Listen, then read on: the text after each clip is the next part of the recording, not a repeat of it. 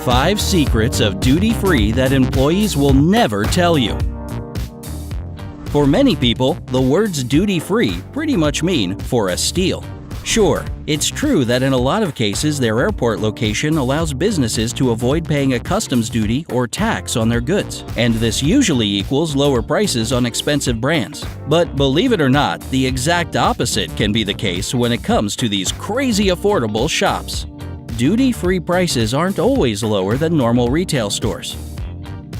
Yes, these convenient airport shops don't pay customs duty, but don't forget one important factor. The cost of renting retail space at an airport is so high that it often cancels out the money saved on taxes. Because of this, duty-free prices can sometimes actually be higher than in ordinary shops. Just take a look at these shocking examples of store prices versus duty-free.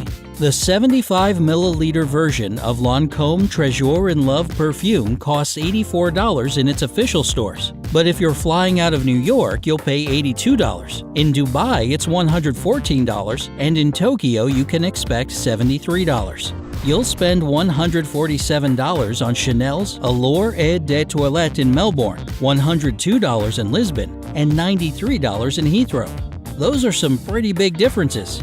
Yet, if you walk into any Sephora in the US, you'll pay just $90. Flora by Gucci costs $119 on its official site, but its duty-free price in Amsterdam is $145 and only $107 in Delhi. In general, brands such as Hermes, Chanel, and Dior have a policy of keeping more or less equal prices on their products in all their shops around the world. So you can often get a much better deal if you buy an item on sale at a local store. Another option is to get anything you need online. More often than not, a majority of the products in duty-free shops aren't completely tax-free.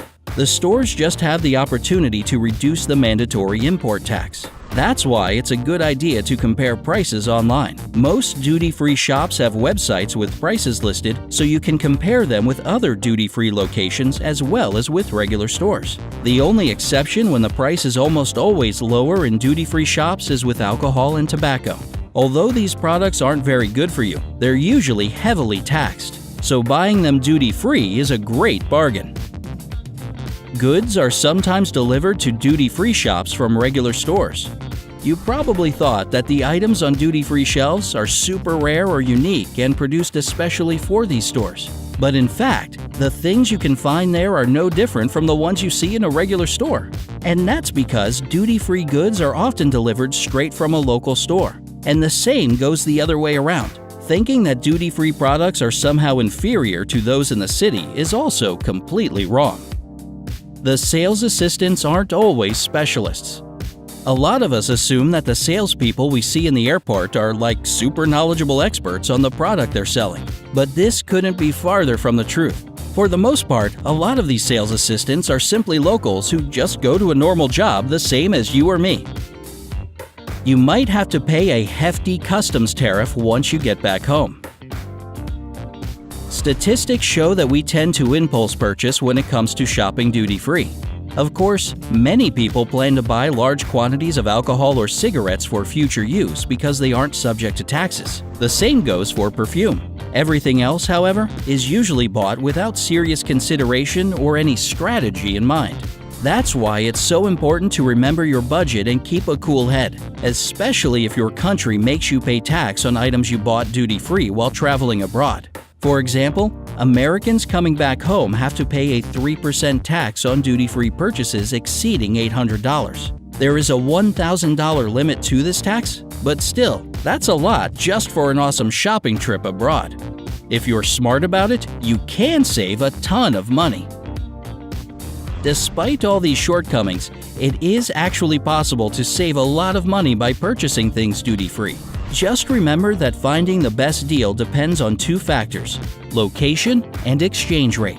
It's better to buy electronics in Asia, where you can save as much as 30% on cameras, watches, and other gadgets and gizmos. Cosmetics are generally cheaper in Europe. The Caribbean, especially the US Virgin Islands, is another perfect place for anyone that's crazy about beauty products. You can save up to 50% on top brands there. New Zealand is famous for its duty-free wine bargains thanks to abundant local production and a relatively cheap dollar. Duty-free shops in Dubai offer amazing prices on gold. If you want to buy chocolates, alcohol, or tobacco in Southern Asia, better do this in city stores and outlets. It'll be way cheaper than getting these products at the airport. To help traveling shoppers, European analysts have put together a list showing how much you could potentially save at duty-free stores in different countries versus regular retail prices. Saint-Exupéry Airport in Lyon, France, 11.9%. France's Charles de Gaulle Airport in Paris, 11%. Schiphol Airport in Amsterdam, Holland, 6%. Germany's Frankfurt Airport, 5.6%. Gatwick Airport in London, 5%. El Prat Airport in Barcelona, Spain, 5%. Barajas Airport in Madrid, Spain, 4.7%. Fiumicino Airport in Rome, Italy, 4.7%. Schönefeld Airport in Berlin, Germany, 4.6%. So yes, you can recklessly spend loads of money on duty-free goods, but you can save a lot too if you know what you need and where to get it. Remember to check the prices online beforehand. Bonus: some tips for successful duty-free shopping. Woohoo! Decide if the thing you're interested in is worth buying duty-free. Again, the internet will be your best friend. You can check the price online and find any sales going on in stores. This is especially true for perfumes, cosmetics, and clothing. Buy candy and other confectionaries only if they're imported. Remember that many duty-free shops can deliver your purchases to the plane so that you don't have to lug them around while waiting for your flight. Do not forget about customs limits. For example, when returning to the United States with alcohol purchased abroad, you are allowed up to 33.8 fluid ounces, or about a quart. And even if the drinking age in the country you just visited is less, you have to be 21 to enter the US with alcohol. And it should only be for personal use, not for selling.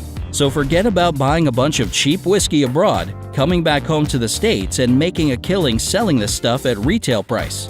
Darn, there went my plan. Do you always shop duty-free when you travel? What was your best bargain ever? Tell us in the comments below. Let your friends in on this important information by sharing this video with them. And if it helped you any, hit the like button. Oh, and we have one more secret to reveal. Tons of interesting, educating, and entertaining videos are waiting for you on our channel. So don't hesitate to click subscribe and join us on the bright side of life.